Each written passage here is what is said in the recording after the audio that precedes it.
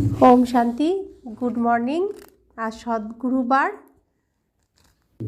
आज 29 জানুয়ারি 2026।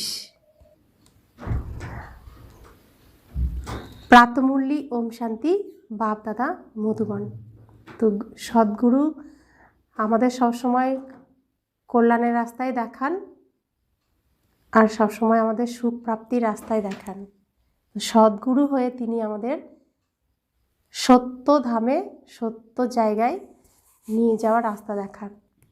तो बाप दादा बोलছেন, মিঠে মিঠে बच्चे তোমাদের মিষ্টি বাবাকে স্মরণ করো, তাহলেই তোমরা শতপ্রধান দেবতা হয়ে যাবে। সব কিছুই এই স্মরণের যাত্রার উপর নির্ভর করে। তো বাচ্চারা ভুলে যায়, তাই বাবা প্রত্যেক দিন মনে করিয়ে দেয় যে আমাকে স্মরণ করো, আমার কথা একটু মনে করো, আমার কথা একটু ভাবো, তবেই তোমরা দেবতা হয়ে যাবে। আজকের মূল্যের প্রশ্ন, বাবার আকর্ষণ যেমন সমস্ত বাচ্চাদের থাকে, তেমনি কোন বাচ্চাদের আকর্ষণ সকলের হবে? উত্তর, যে বাচ্চারা ফুল হয়েছে। ছোট বাচ্চারা যেমন ফুল হয়, তারা যেমন বিকারের কিছুই জানে না, তাই তারা সকলকেই আকর্ষণ করে, তাই না? তেমনি তোমরা বাচ্চারাও যখন ফুল অর্থাৎ পবিত্র হয়ে যাবে, তখন সকলকেই আকর্ষণ করবে। তোমাদের মধ্যে বিকারের কোনো কাঁটা থাকাও উচিত নয়। আমরা এখানে জন্মগ্রহণ করেছি নতুন জন্ম, তো নতুন জন্ম, সেখানে আমরা ছোট শিশু, বাবা আমাদেরকে ছোট শিশুর মতোই ভাবেন, তাই আমাদের মধ্যে আচরণও তিনি ছোট শিশুর মতোই দেখতে চান। যেমন লৌকিকে বৃদ্ধদেরকে বলা হয় বাচ্চা, তো সেরকম আমরাও এখন এই সৃষ্টির বৃদ্ধ অবস্থায় রয়েছি। প্রত্যেক আত্মা এখন বৃদ্ধ অবস্থায় রয়েছে। তো বৃদ্ধ হয়ে গেলে তখন শিশু হয়ে যায়, আবার যেহেতু বৃদ্ধ অবস্থার পরে আবার শিশু অবস্থায় আসবে, তাই আমাদের আচরণেও সেই শিশু সুলভ ভাব আচরণ যেন থাকে। ওম শান্তি। আত্মারূপী বাচ্চারা জানে এ হলো পুরুষোত্তম সঙ্গম যুগ। নিজের ভবিষ্যতের পুরুষোত্তম মুখ দেখো কি? কী রূপ আমাদের ভবিষ্যতে? পুরুষোত্তম। সমস্ত আত্মার মধ্যে আমি আত্মা উত্তম পুরুষ। এই পুরুষোত্তম মুখ দেখো কি? সেই আত্মা যখন পোশাক পরবে সব থেকে ফার্স্ট ক্লাস, সে দেবতা ড্রেস, দেবী ড্রেস, সেটা দেখো কি? পুরুষোত্তম শরীর দেখো কি? তা নিজেকেও দেখো কি? আত্মা 16 কলা সম্পূর্ণ, পুরো পূর্ণিমার চাঁদের মতো ঝলমল করছো কি? আর শরীর দেখো কি? এই অনুভব করো কি যে আমরা নতুন দুনিয়া সত্যযুগে এনাদের লক্ষ্মীনারায়ণের বংশাবলিতে যাব, অর্থাৎ সুখধামে যাব, অথবা পুরুষোত্তম হব। তো সত্যযুগে প্রত্যেক আত্মাই উত্তম, সমস্ত আত্মা পুরুষ, সর্বোচ্চ উত্তম, প্রত্যেকেই সমান গুণধারী। তোমাদের বসে বসেই এই চিন্তন আসে তো? স্টুডেন্ট যখন পড়াশোনা করে তখন তাদের ক্লাস সম্বন্ধে বুদ্ধিতে অবশ্যই এই জ্ঞান থাকে যে আমি ব্যারিস্টার অথবা অমুক হব। তেমনি তোমরাও যখন এখানে বসো তখন এই কথা জানো যে আমরা বিষ্ণুর রাজত্বে যাব। বিষ্ণুর 2 রূপ, লক্ষ্মীনারায়ণ অর্থাৎ দেবী দেবতা। তোমাদের বুদ্ধি এখন অলৌকিক, আর কোনো মানুষের মধ্যে এই কথা রমণ করে না। তো বাবা আমাদেরকে ওই দিক থেকে মন ঘুরিয়ে এই দিকে আনার জন্য কত রকম যুক্তি রচনা করেন, কত সহজ করে বোঝান, ছোট শিশু মতো করে আমাদেরকে ছোট শিশু ভেবেই তিনি বোঝান। তাই বলছেন যে সামনের দিকে দেখো, সামনের দিকে তোমার এই সব কিছু রয়েছে, তুমি সেগুলো কি দেখো? পড়াশোনা তো করছো, তুমি কি হবে? তুমি কি তা দেখো, তুমি কি তা জানো, তোমার কি লক্ষ্য আছে? তো বাবা বলছেন, বাচ্চারা, তোমাদের বুদ্ধিতে এইসব কথা আছে। এ কোনো সাধারণ সৎসঙ্গ নয়। এটা কি কোনো সাধারণ সৎসঙ্গ? আমরা কার সঙ্গ করছি? সত্যের সঙ্গ করছি। সত্য চৈতন্য, যিনি আনন্দ স্বরূপ, সৎ চিৎ আনন্দ স্বরূপ, যিনি সবসময়ের জন্য সত্য, তার সঙ্গ করছি। তাই এটা হচ্ছে সৎ সঙ্গ। এখানে বসলে তোমরা বুঝতে পারো যে সত্য বাবা, যাকে শিব বলা হয়, তার সঙ্গে বসে আছি, স্বয়ং ভগবানের সঙ্গে বসে আছি। অনুভব হয় যে বাবা, ভগবান, ঈশ্বর, তার সঙ্গে বসে আছি। শিব বাবাই হলেন রচয়িতা। তিনি রচনার আদি, মধ্য এবং অন্তকে জানেন আর এই জ্ঞান দেন, যেন তিনি কালকের কথা শোনাচ্ছেন। এখানে যখন বসে আছো তখন এ তো স্মরণে আছে যে আমরা এখানে পরিবর্তিত হতে এসেছি, অর্থাৎ এই শরীর পরিবর্তন করে দেবতা শরীর নিতে আমরা এখানে এসেছি। অর্থাৎ আমরা মায়ার অভিশাপে, রাবণের অভিশাপে পাথর হয়ে গেছিলাম। দেবী দেবতারা লোহার পাথরের মূর্তি হয়ে গেছিল। এখন পারশনাথ এসে প্রত্যেকটি পাথরকে, লোহার মূর্তিকে এসে সোনার বানাচ্ছেন, চৈতন্য বানাচ্ছেন। তো যত তার কাছে আসবো, তার কিরণ পড়বে, তত আমাদের মধ্যে চৈতন্য আসবে, তত আমরা পাথরের মূর্তি, লোহার মূর্তির থেকে ধীরে ধীরে চৈতন্যে আসবো, পরিবর্তিত হয়ে যাব। আত্মা বলে যে এ আমাদের তম প্রধান পুরানো শরীর। এই শরীরের পরিবর্তন করে এমন লক্ষ্মীনারায়ণ তুল্য হতে হবে। এই যে পুরানো শরীর, এই শরীরের পরিবর্তন করে এমন লক্ষ্মীনারায়ণ তুল্য হতে হবে। তো এসে গেছি কোথায়? মুচির কাছে, যার কাছে পুরানো শরীররূপী বস্ত্র দিয়ে দিয়েছি, এই ছিঁড়া ফাটা ভাঙাচোরা শরীর। তো ছেঁড়া বস্ত্র দিয়েছি, ফার্স্ট ক্লাস নতুন বস্ত্র পাবো বলে। তো এটা হচ্ছে ধোপা ঘাট। বাবাকে ধোপাও বলা হয় না, তিনি পরিষ্কার পরিচ্ছন্ন করেন। তো তিনি আমাদের এই পুরানো ছিঁড়া বস্ত্রকে ফার্স্ট ক্লাস নতুন রূপ দিতে এখানে এসেছেন। আর আমরা যদি তাকে আমাদের বস্ত্র না দিই, তো তিনি করবেন কিভাবে? তো এর জন্য আমরা এখন বস্ত্র ছাড়া আত্মা শুধু। এখন আমরা কেউ বস্ত্র পরিধান করে নেই, আত্মা। তাই বাবা বলছেন এই স্টেজে আর বস্ত্র পরার দরকার নেই, আর বস্ত্র পরে অভিনয় করারও দরকার নেই। নিজের বস্ত্রও খোলো, অন্যদের বস্ত্রও খোলাও। কোনো বস্ত্রের সঙ্গে কোনো গিট আর দিও না।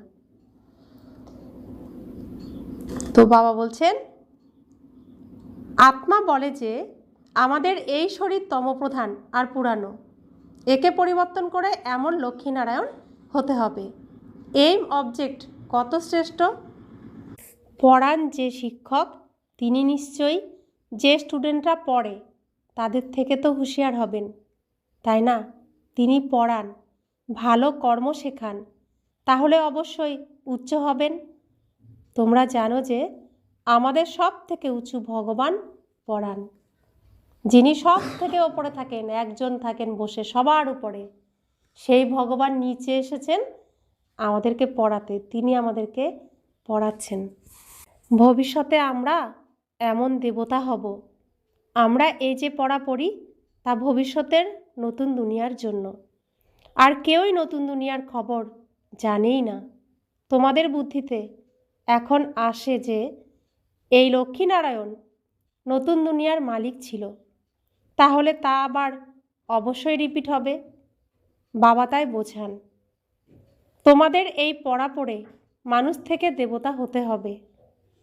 দেবতাদের মধ্যেও অবশ্যই নম্বরের ক্রমানুসার থাকবে। তো লৌকিক পিতা সন্তানদের উপার্জনের জন্য পথ দেখান।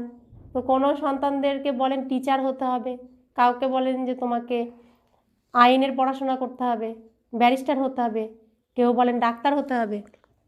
তো যখন যে যেই পড়াশোনা নিয়ে এগোয়, তো বাবা মা কি বলেন, তোমাকে হতেই হবে বাবু, তোমাকে আর একটুখানি পড়াশোনা করো মন দিয়ে, তোমাকে ডাক্তার হতেই হবে, পাশ করতেই হবে, উৎসাহ দেন না?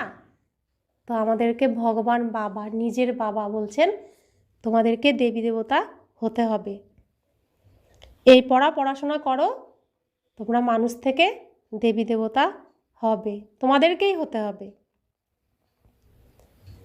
তাই বাবা বলছেন দেবতাদের মধ্যেও অবশ্যই নম্বরের ক্রমানুসার থাকবে, দৈবী রাজধানী তো হয়। তোমাদের সারাদিন এই খেয়াল তো চলতেই থাকবে যে আমরা হলাম কে? আমরা আত্মা। আমাদের আত্মা যা খুবই পতিত ছিল তা এখন পবিত্র হওয়ার জন্য পবিত্র বাবাকে স্মরণ করে। তো এখানে আমাদের এখন কি দৃশ্য আর অদৃশ্য, চিত্র আর গুপ্ত, তাই না? চিত্রগুপ্তের হিসাব নিকাশের খাতা এখন খোলা হয়ে গেছে এখানে। তো আমরা এখন জানি শরীর আমরা কাকে দিয়ে দিয়েছি? কাকে দিয়েছি শরীর? আমাদের শরীর কার কাছে রয়েছে এখন? ব্রহ্মা বাবার কাছে রয়েছে। তিনি আমাদের শরীরকে যেখানে যেখানে ছিঁড়া খারাপ নোংরা সেগুলোকে পরিষ্কার পরিচ্ছন্ন করে আবার নতুন রূপ দিচ্ছেন। তাহলে আমাদের এই শরীরের উপর কোনো অধিকার তো আমাদের নেই। ভালো রাখার দায়িত্ব কার? সাজগোজ করানোর দায়িত্ব কার? তা আমরা কি কলিযুগের এই যে রাবণের দুনিয়ার কোনো সাজগোজ আর করাবো ওই শরীরকে? না ভাববো যে আমার এখন বস্ত্রই নেই, আমি আত্মা? কেমন ভাবতে হবে? তো বাবা বলছেন আমাদের আত্মা যা খুবই পতিত ছিল তা এখন পবিত্র হওয়ার জন্য পবিত্র বাবাকে স্মরণ করে। তো এখন বাবা বলছেন নিজে আত্মা, এখন কোনো পোশাক পরে নেই তোমরা, তাই পোশাকের নিয়ে চিন্তাভাবনাও তোমরা করো না। শুধু ভাবো আমি আত্মা খুব নোংরা হয়ে গেছিলাম, আমি আত্মাকে স্নান করাতে হবে, সমস্ত নোংরা পরিষ্কার করতে হবে, পবিত্র হতে হবে। আর এটা সম্ভব কার দ্বারা? জ্ঞান গঙ্গার দ্বারা। আর কিসের দ্বারা? বাবার কিরণের বর্ষার দ্বারা। যত আমি আত্মার উপর বাবার কিরণ পড়বে, 7 রঙের কিরণ, তত আমি আত্মা কি হব? পরিষ্কার হয়ে যাব, শুদ্ধ পবিত্র হয়ে যাব।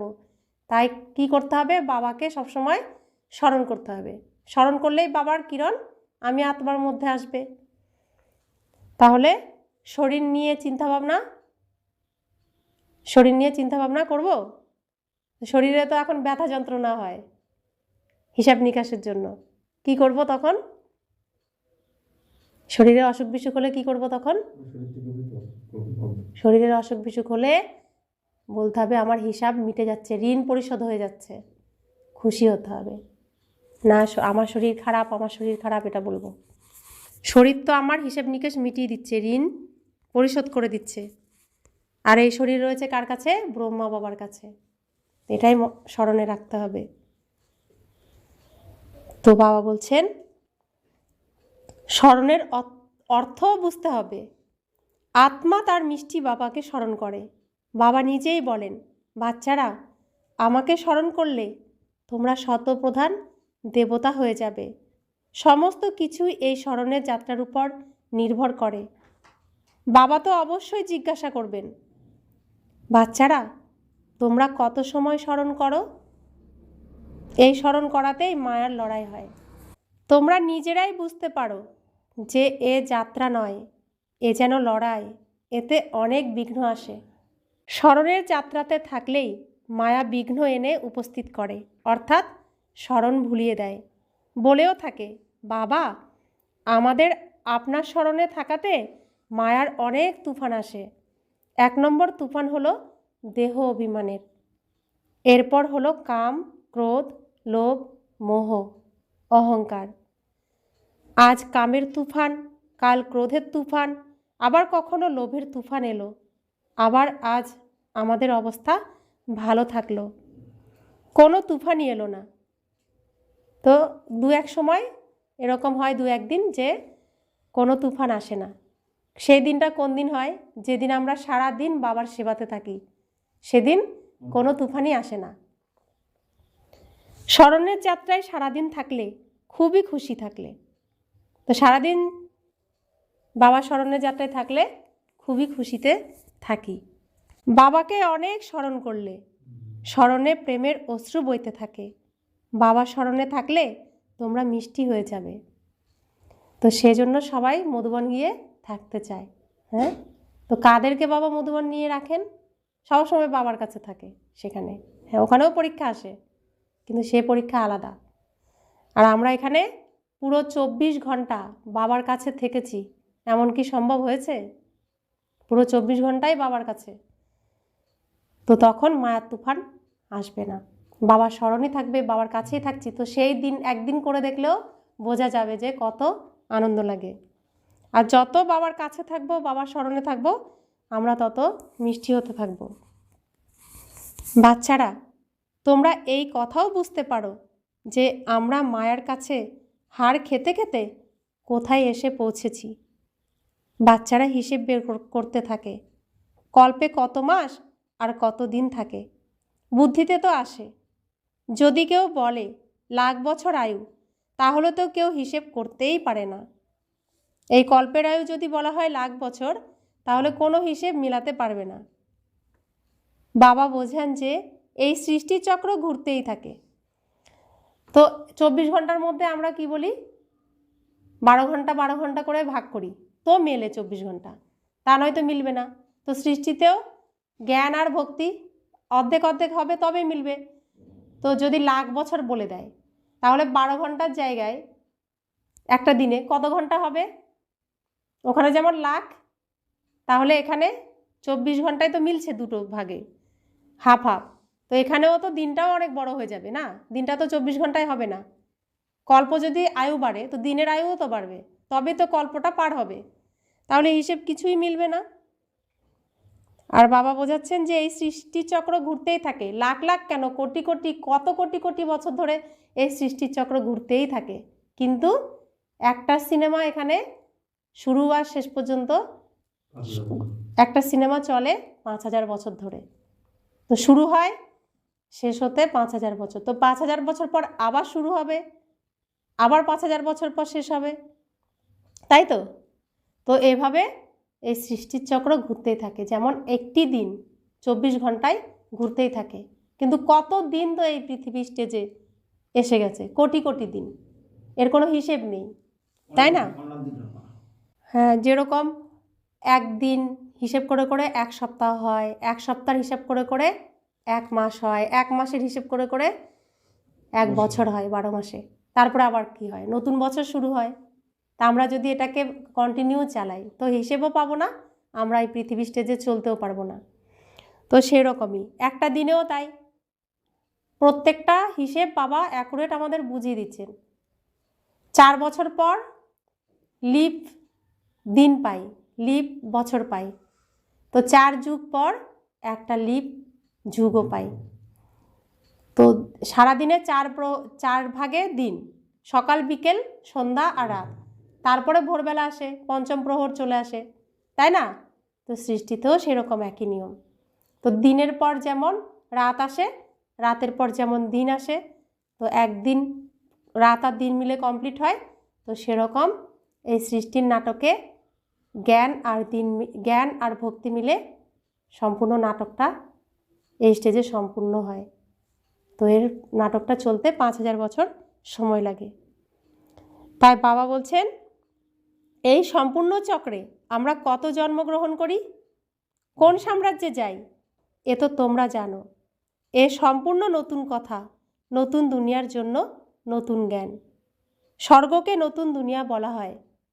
তোমরা বলবে যে আমরা এখন মনুষ্য, এবার দেবতা তৈরি হচ্ছি।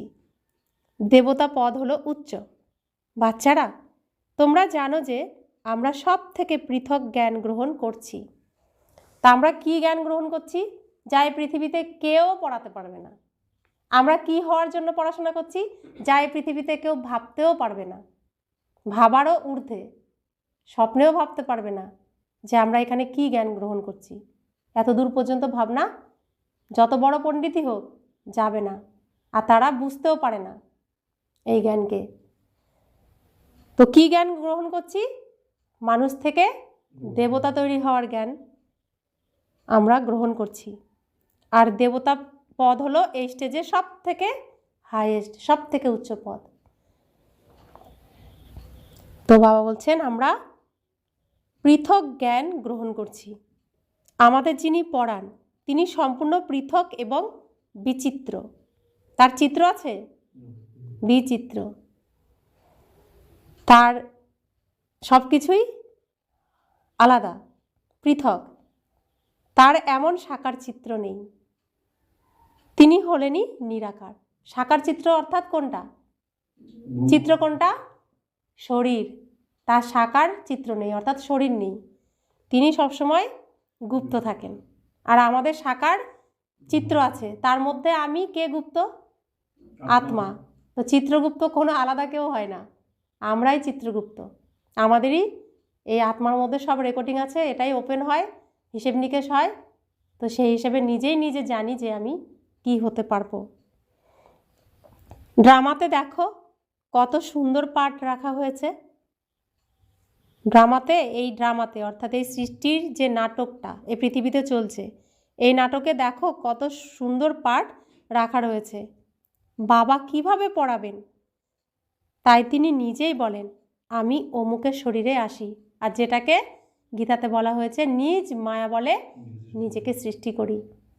স্বয়ম্ভূ নিজেকে নিজে প্রকাশ করেন, নিজেই নিজের জন্ম দেন। তো তিনি তো পৃথকই না, তবে তো তিনি ভগবান। কার শরীরে আসি তাও তিনি বলে দেন। মানুষ দ্বিধায় থাকে যে শরীরে আসবে কি, কিন্তু এ তো ড্রামা, তাই না? এতে পরিবর্তন হতে পারে না। এ কথা তোমরাই শোনো আর ধারণ করো আর অন্যদেরও শোনাও। আমাদের কিভাবে শিব বাবা পড়ান, আমরা আবার অন্য আত্মাদের পড়াই। আত্মারাই পড়ে, আত্মাই শেখে এবং শেখায়। আত্মা অতি মূল্যবান, আত্মা অবিনাশী এবং অমর। কেবল আমাদের শরীর শেষ হয়ে যায়। আমরা আত্মারা আমাদের পরমপিতা পরমাত্মার থেকে জ্ঞান গ্রহণ করছি। আমরা রচয়িতা এবং রচনার আদি, মধ্য এবং অন্ত 84 জন্মের জ্ঞান গ্রহণ করছি। এই জ্ঞান কে গ্রহণ করে? কে করে? শরীর নাকি আত্মা? আত্মা। আত্মা হলো অবিনাশী। মোহ তো অবিনাশী জিনিসের প্রতি রাখা উচিত নাকি বিনাশী জিনিসের উপর? কোন দিকে মোহ থাকা উচিত? বাবা আমাদেরকে মোহ শেখান, সেটা শুদ্ধ মোহ। তো কার প্রতি থাকবে মোহ? আত্মার প্রতি। আমরা বাড়িতে যে যাদের সাথে অভিনয় করছি তারা প্রত্যেকে কে? আত্মা নাকি শরীর? আত্মা নাকি শরীর? আত্মা। তো কাকে দেখতে হবে, আত্মাকে নাকি শরীরকে? জ্ঞান পেয়েছি, সত্য জ্ঞান। তো আত্মা সত্য, তাই আত্মাকেই দেখতে হবে। আর এই দেখতে যাওয়ার ক্ষেত্রেই মায়া বিঘ্ন সৃষ্টি করে। তো বাবা বলছেন যে এত সময় ধরে তোমরা বিনাশী জিনিসের উপর মোহ রেখে এসেছো। এখন বুঝতে পেরেছ আমরা হলাম আত্মা। এই দেহভাব তোমাদের ত্যাগ করতে হবে। কোনো কোনো বাচ্চা লিখেও থাকে আমি আত্মা এই কাজ করেছি, আমি আত্মা আজ এই ভাষণ করেছি, আমি আত্মা আজ বাবাকে অনেক স্মরণ করেছি। তিনি হলেন সুপ্রিম আত্মা, নলেজফুল। তোমাদের মতো বাচ্চাদের তিনি কত জ্ঞান দেন। বাবা বারবার উল্লেখ করেন এই কথাগুলো। তোমাদের মতো বাচ্চা। কাদের মতো বাচ্চা? আমরা কেমন বাচ্চা? আমরা বাবার বিশ্বাসী বাচ্চা, বাবার যজ্ঞের রক্ষক বাচ্চা, বাবার সহযোগী বাচ্চা, বাবার মান রক্ষাকারী বাচ্চা। তাই বলছেন যে তোমাদের মতো বাচ্চা। তা আমরা নিজেদেরকে ভাবি রাজ ঋষি, যজ্ঞ সামলাচ্ছি? আমরা কি নিজেকে ভাবি যে বাবার সহযোগী? ভগবান যে শ্রেষ্ঠ কর্ম এই পৃথিবীতে করতে এসেছেন সেই শ্রেষ্ঠ কর্ম আমিও করে ভগবানের সহযোগী, ভগবানের প্রতি আমার প্রীত ভাবি নিজেকে? বাবা তো বারবার মনে করিয়ে দেন তোমাদের মতো বাচ্চা। তোমরা মূল বতন সূক্ষ্ম বতনকে জানো। মানুষের বুদ্ধিতে তো কিছুই নেই, তোমাদের বুদ্ধিতে আছে যে রচয়িতা কে। এই মনুষ্য সৃষ্টির সৃষ্টিকর্তা এমন মহিমা আছে, তাহলে অবশ্যই তিনি কর্তব্য করতে আসেন। বাবা এই পৃথিবীতে এসেছেন, বাবা যা কর্তব্য করবেন আমারও তো তাই কর্তব্য, নাকি আমার অন্য কর্তব্য থাকবে? এতদিন জানতাম না, বুঝতাম না, অজ্ঞান ছিলাম, তাই ভূতেরা আমাকে দিয়ে যা খুশি তাই করিয়েছিল। এখন তো জ্ঞান পেয়েছি আমি কে, আমার বাবা কে, আমার বাবার কি কাজ, আমার তাহলে কি কাজ। তাহলে আমি এখন জ্ঞানত অবস্থায় আমার কি করা উচিত? কি করা উচিত? বাবার কাজে সহযোগী হওয়া উচিত, নাকি আগে যা করতাম তাই করা উচিত? কোনটা? জ্ঞান পাওয়ার পরেও যদি আমি আগের মতোই করি তাহলে সেটা পাপ নাকি পুণ্য? সেটা কি শ্রেষ্ঠ কর্ম নাকি দুষ্কর্ম? বাবা এসেছেন এই পৃথিবীতে, আমার বাবা, আমার নিজের বাবা, আমার আপন বাবা, যিনি আমাকে একদম নোংরার থেকে বুকে জড়িয়ে নিয়েছেন, একদম নোংরা শুদ্ধই তার হৃদয়ের সিংহাসনে বসিয়ে দিয়েছেন, যেটা এই পৃথিবীতে কেউ কখনো করে না, একমাত্র আমার সত্য পিতাই তা করেন। তো বাবার যা কর্তব্য আমারও তাই কর্তব্য।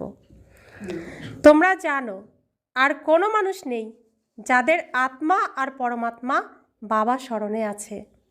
বাবাই এই জ্ঞান দেন যে নিজেকে আত্মা মনে করো। আর কোনো সৎসঙ্গে এই কথা কেউ বলবে না, শুধুমাত্র ব্রহ্মাকুমারী আশ্রমে ছাড়া, শিব বাবা ছাড়া আর কেউ এ কথা বলবে না। ভগবানই এই কথা বলতে পারেন। তোমরা নিজেকে শরীর মনে করে উল্টো আটকে গেছো। আত্মা হলো সৎ চিৎ আনন্দ স্বরূপ। আত্মাও সত্য, চৈতন্য এবং আনন্দ স্বরূপ। আত্মার সব থেকে বেশি মহিমা। এক বাবার আত্মারই কত মহিমা। তিনিই হলেন দুঃখকর্তা, সুখকর্তা। মশা ইত্যাদিদের তো মহিমা করা হবে না যে তারা দুঃখকর্তা, সুখকর্তা, জ্ঞানের সাগর। তা নয়, এ হলো বাবার মহিমা। তোমরাও এক একজন দুঃখকর্তা, সুখকর্তা, কেননা তোমরা সেই বাবার সন্তান, তাই না? যারা সকলের দুঃখ হরণ করে, সুখ দান করে, সেও অর্ধেক কল্পের জন্য। এই জ্ঞান আর কারোর মধ্যেই নেই। বাবাই হলেন একমাত্র নলেজফুল। আমাদের মধ্যে কোনো জ্ঞানই নেই। এক বাবাকেই কেউ জানে না, তাহলে আবার জ্ঞান কি থাকবে? এখন তোমরা অনুভব করো, আমরা প্রথমে জ্ঞান নিতাম, কিছুই জানতাম না। ছোট বাচ্চাদের মধ্যে জ্ঞান থাকে না, আর কোনো অপগুণও থাকে না, তাই তাদের মহাত্মা বলা হয়, কেননা তারা পবিত্র। বলা হয় তো বাবা সত্য বলছেন না ভুল বলছেন? ছোট বাচ্চাদের কি বলা হয়? তার মধ্যে ভগবান থাকে, বলে না? কেন বলে? কারণ আমরা যখন ওপর থেকে আসি, প্রত্যেকেই এসেছি তো শিশু হয়ে, তো কেমন এসেছিলাম, কি কি নিয়ে এসেছিলাম? খাবার দাবার সব কি নিয়ে চলে এসেছি এখানে? কি নিয়ে এসেছিলাম? ওই পবিত্রতা, সুখ, শান্তি, প্রেম, আনন্দ, জ্ঞান, শক্তি, এই নিয়ে পৃথিবীতে এসেছিলাম, তাই তো? তো 5 বছর পর্যন্ত থাকে। 5 বছর পর যখন এই দুনিয়ায় শিক্ষার জন্য সমাজের সাথে মিশতে শুরু করি, তখন আর সেই গুণগুলো আর থাকে না। তখন রাবণের দুনিয়ার গুণ ধীরে ধীরে আমরা গ্রহণ করতে থাকি। সেজন্য 5 বছর পর্যন্ত বলা হয় ভগবান থাকে। তাহলে আমাদের আচরণ এখন কেমন করা উচিত? এখন আমরা তো এই সৃষ্টির বৃদ্ধাবস্থায় রয়েছি না, আমরা প্রত্যেকে বৃদ্ধ। শিশু যে সেও বৃদ্ধ। তো আমরা এখন এই ভগবানের ঘরে শিবালয়ে আমাদের নতুন জন্ম হয়েছে। বয়স কার কত বেশি? সবাই তো ছোট শিশু এখানে না? তাহলে আচরণ কেমন হবে? ছোট শিশুর মতো হবে না? তো বাবা বলছেন তোমরা যখন এই আচরণে আসবে তখন তোমাদেরকেও মহাত্মা বলবে, তাই তো? নাকি এখনো দেহের আকর্ষণে থাকবো? ও একটু কথা বললে ভালো লাগবে, ওর সঙ্গে একটু কথা বললে ভালো হবে, এ আমার আপন, ও আমার এই, এ আমার আত্মীয়, আর আমার আত্মীয় বলে তার কাছে যাব, এরকম চলবে নাকি? কি চলবে? ছোট শিশুদের কেমন থাকে? ছোট শিশুরা বোঝে কে আমার আত্মীয়, কে আমার আপন, কে আমার পর? বোঝে? মা বাবাকে চেনে, কিন্তু বাকি যে ভালোবাসে তার কাছেই চলে যায়, সেই তার আপন, তাই তো হয়? যে ভালোবাসে ছোট বাচ্চাকে সেই তার আপন হয়ে যায় না? তো আমাদের এখন কি থাকবে? মা বাবা তো রয়েছে, আমাদের মা বাবাকে তো চিনি, কিন্তু বাকি বাকি সবার সাথেও ছোট বাচ্চার মতোই মিশতে হবে। যত ছোট বাচ্চা তত 1 নম্বর ফুল, একদম যেন কর্মাতীত অবস্থা। কর্ম বিকর্মকে তারা কিছুই জানে না, তারা ফুলের মতো, তাই তাদের প্রতি আকর্ষণ থাকে। এখন যেমন বাবার প্রতি আকর্ষণ থাকে, বাবা এসেছেনই তোমাদের মতো বাচ্চাদের ফুল তৈরি করতে। তোমাদের মধ্যে কেউ কেউ খুব খারাপ কাঁটাও আছে, 5 বিকার রূপী কাঁটা আছে না? এই সময় তোমাদের ফুল আর কাঁটার জ্ঞান আছে। কাঁটার জঙ্গলও হয়, বাবুলের কাঁটা সব থেকে বড় হয়। ওই কাঁটা দিয়েও অনেক জিনিস তৈরি হয়, মানুষকে উপহারও দেওয়া হয়। বাবা বোঝান এই সময় অনেক দুঃখ প্রদানকারী মনুষ্য কাঁটা আছে, তাই একে দুঃখের দুনিয়া বলা হয়।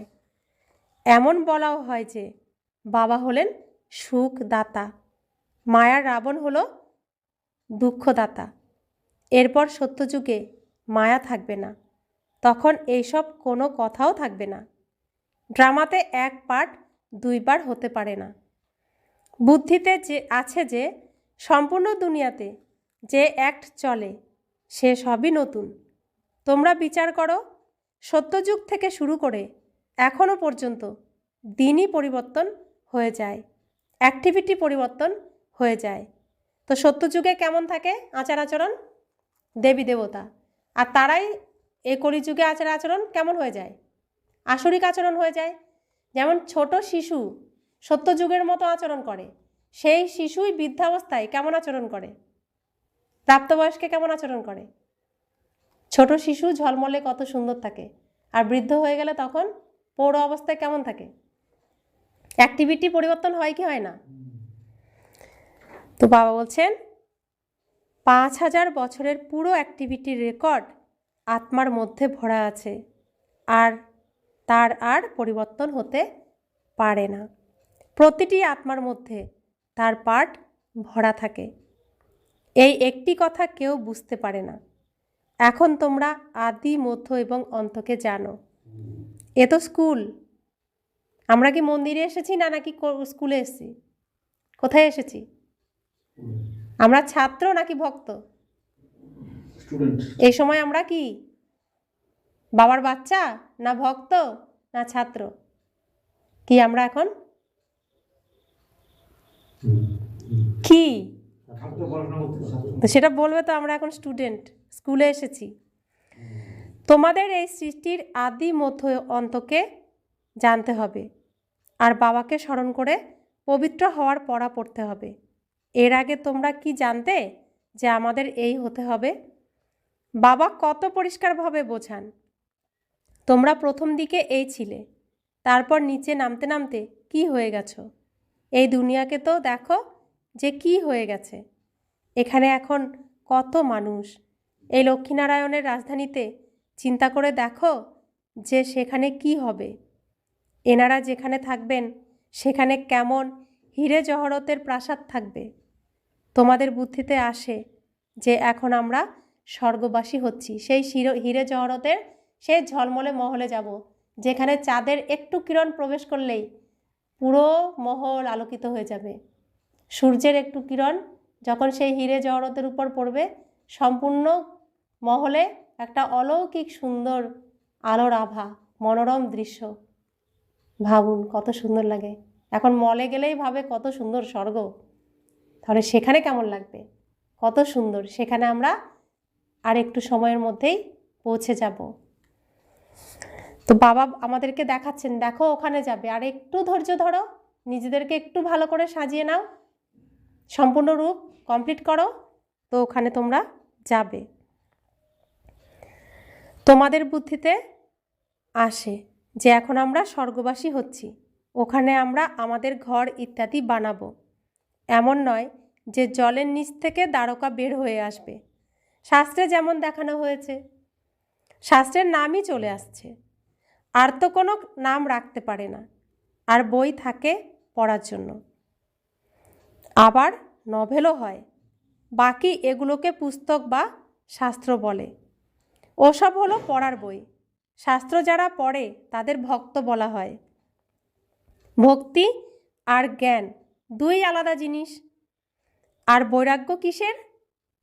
জ্ঞান, ভক্তি, বৈরাগ্য। তো বৈরাগ্য কিসের? ভক্তি না জ্ঞানের? কিসের বৈরাগ্য আনতে হয়? জ্ঞানের বৈরাগ্য না ভক্তির বৈরাগ্য? কিসের বৈরাগ্য আনতে হয়? ছোট বাচ্চা কিসের থেকে বৈরাগ্য আনতে হয়? হ্যাঁ, জ্ঞানের থেকে কখনো বৈরাগ্য আনতে হয় না। জ্ঞানের থেকে অটোমেটিক ভক্তিতে চলে আসে। কিন্তু ভক্তির বৈরাগ্য না আসলে জ্ঞানে আসা সম্ভব নয়। কারণ যখন সকাল হয় তো রাত অটোমেটিক চলে আসে, কিন্তু রাতের থেকে দিন হতে গেলে তো সঙ্গম থাকে, উষাকাল থাকে। উষাকালকে পার করেই আসতে হয় না? তো বাবা বলছেন বৈরাগ্য নিতে হবে ভক্তির থেকে। যেমন রাতের থেকে আমাদের বৈরাগ্য নিতে হয়। আমরা রাতে একরকম সিনে থাকি, তার থেকে বৈরাগ্য নিয়ে নিজেকে পরিষ্কার পরিচ্ছন্ন করে তারপর দিনের সিনে যাই, তাই তো? এখানেও তাই, একই রকম। তো বাবা বলছেন যে অবশ্যই বলবে যে ভক্তির। এখন তোমরা জ্ঞান পাচ্ছ যাতে তোমরা এত উঁচু হতে পারো। বাবা এখন তোমাদের সুখধাই তৈরি করেন। সুখধামকেই স্বর্গ বলা হয়। তোমরাই সুখধামে যাবে, তাই তোমাদেরই তিনি পড়ান। তোমাদের আত্মাই এই জ্ঞান গ্রহণ করে। আত্মার কোনো ধর্ম নেই। আত্মা তো আত্মাই।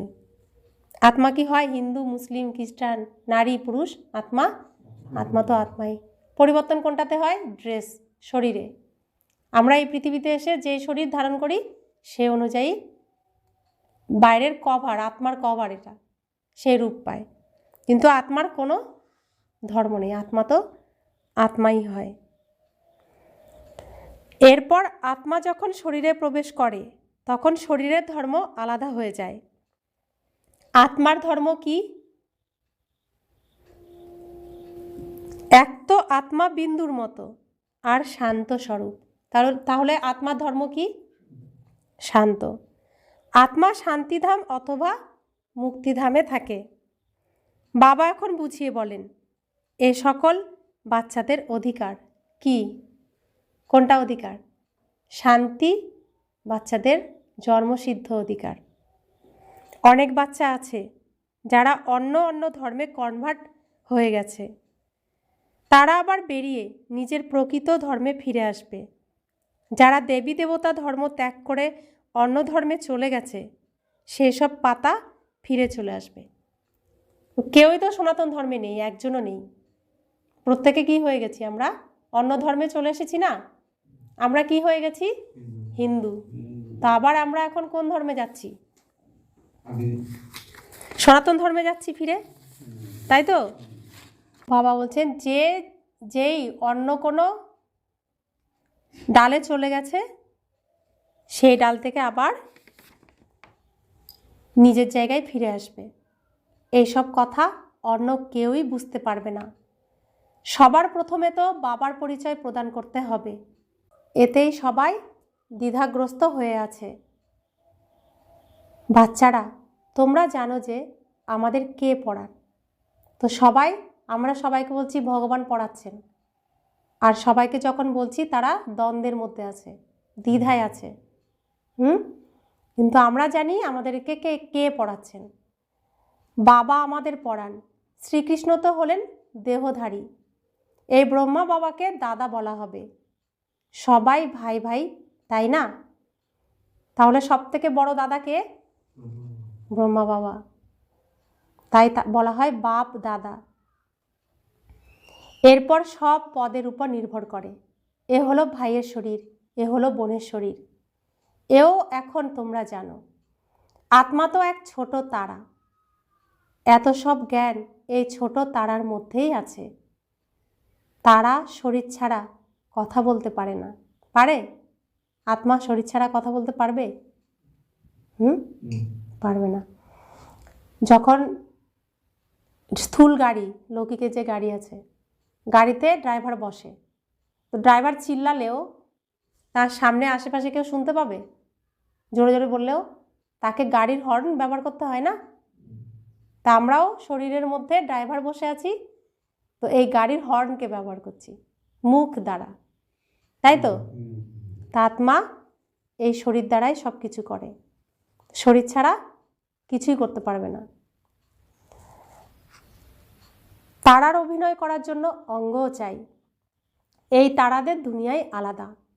এরপর এখানে এসে আত্মা শরীর ধারণ করে, সে হলো আত্মাদের ঘর। আত্মা হলো ছোট বিন্দু, শরীর বড় জিনিস। এই শরীরকে কত স্মরণ করে? এখন তোমাদের এক পরমপিতা পরমাত্মাকেই স্মরণ করতে হবে। এতদিন যেমন তোমরা শরীরকেই স্মরণ করেছ, ঠিক তেমনই এখন পরমপিতা পরমাত্মাকে স্মরণ করতে হবে। ইনিই হলেন সত্য। তাই তো আত্মা আর পরমাত্মার মেলা হয়। এমন মহিমাও আছে যে আত্মা পরমাত্মা পৃথক আছে বহুকাল। আমরা তো বাবার থেকে পৃথক হয়ে গেছি, তাই না? স্মরণে আসে যে কত সময় আলাদা হয়ে গেছি। বাবা যিনি কল্পে কল্পে এসে শোনান, তিনিই আবার এসে শোনান। তো এসব রহস্য কে শোনাচ্ছেন আমাদেরকে? এসব কথা, এসব রহস্য কে শোনাচ্ছেন আমাদেরকে? বাবা, স্বয়ং ভগবান, যাকে পাওয়ার জন্য দুনিয়া কি না কষ্ট করছে, তিনি আমাদের কাছে এসেছেন, এসে শোনাচ্ছেন। এতে সামান্য তফাৎ হতেই পারে না। সেকেন্ড বাই সেকেন্ড যে অভিনয় চলে সে সবই নতুন। 1 সেকেন্ড পার হয়, 1 মিনিট পার হয়, তা যেন ছেড়ে চলে যাচ্ছে, চলে যেতে থাকে। তখন বলবে এত বছর, এত দিন, এত সেকেন্ড পার করে এসেছি। পুরো 5000 বছর হবে, তারপর আবার 1 নম্বর থেকে শুরু হবে। এ তো সঠিক হিসাব। মিনিট, সেকেন্ড সব নোট করা হয়। এখন যদি তোমাদের কেউ জিজ্ঞেস করে এ কবে জন্ম নিয়েছে, তোমরা গুণে বলতে পারো শ্রীকৃষ্ণ 1 নম্বরে জন্ম নিয়েছে।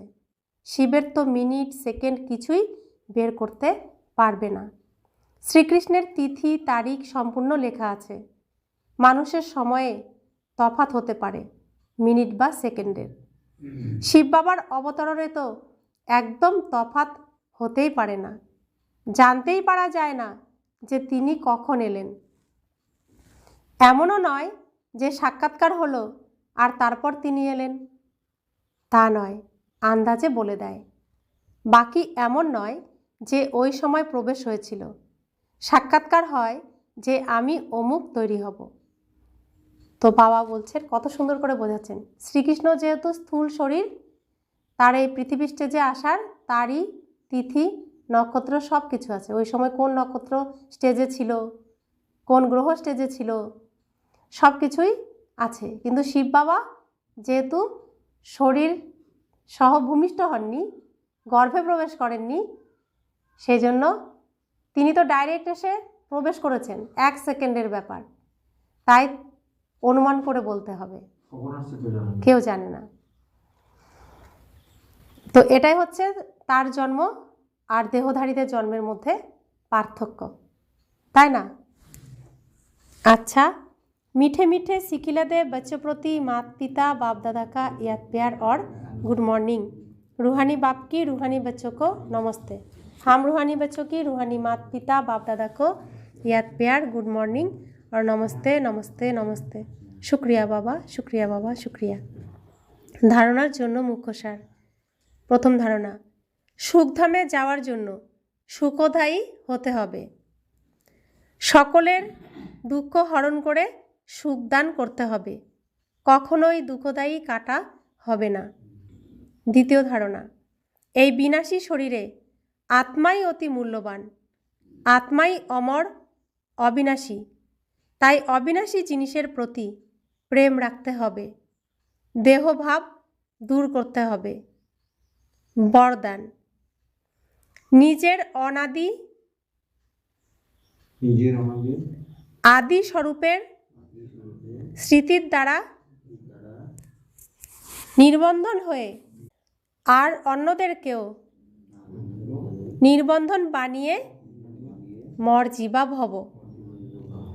যেরকম বাবা লোন নেন, বন্ধনে আসেন না, সেরকম তোমরা মর্জিবা জন্ম নেওয়া বাচ্চারা শরীরের, সংস্কারের, স্বভাবের বন্ধন থেকে মুক্ত হও।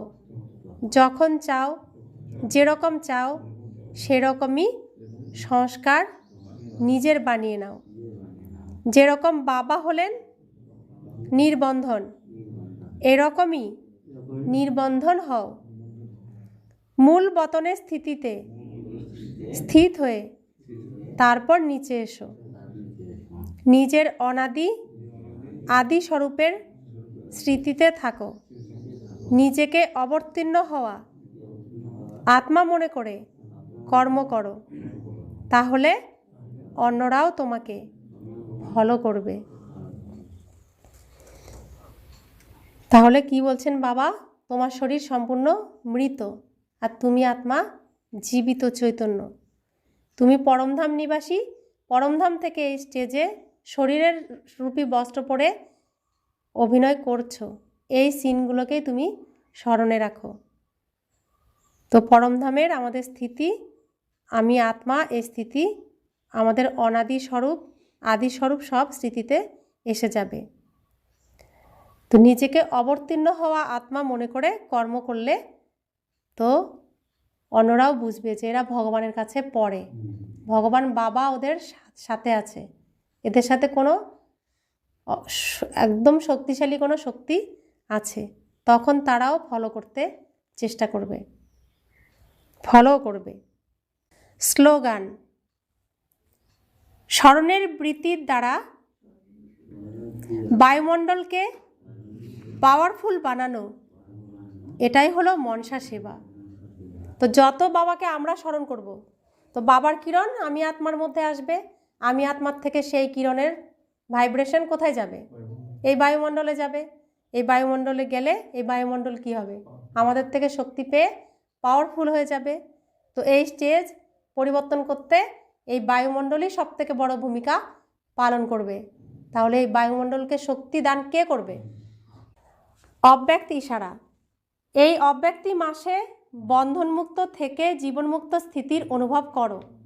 যতক্ষণ কোনো প্রকারের আসক্তি থাকে, সেটা সংকল্পের রূপেই হোক বা সম্বন্ধের রূপে হোক, সম্পর্কের রূপে হোক বা নিজের কোনো বিশেষ গুণের প্রতি হোক, যে কোনো আসক্তি বন্ধনযুক্ত করে দেবে। সেই আসক্তি অশরীরী হতে দেবে না, আর সে বিশ্ব কল্যাণকারীও হতে পারবে না। এই জন্য প্রথমে নিজে আসক্ত মুক্ত হও, তারপর বিশ্বকে মুক্তি বা জীবন মুক্তির উত্তরাধিকার দিতে পারবে। ওম শান্তি।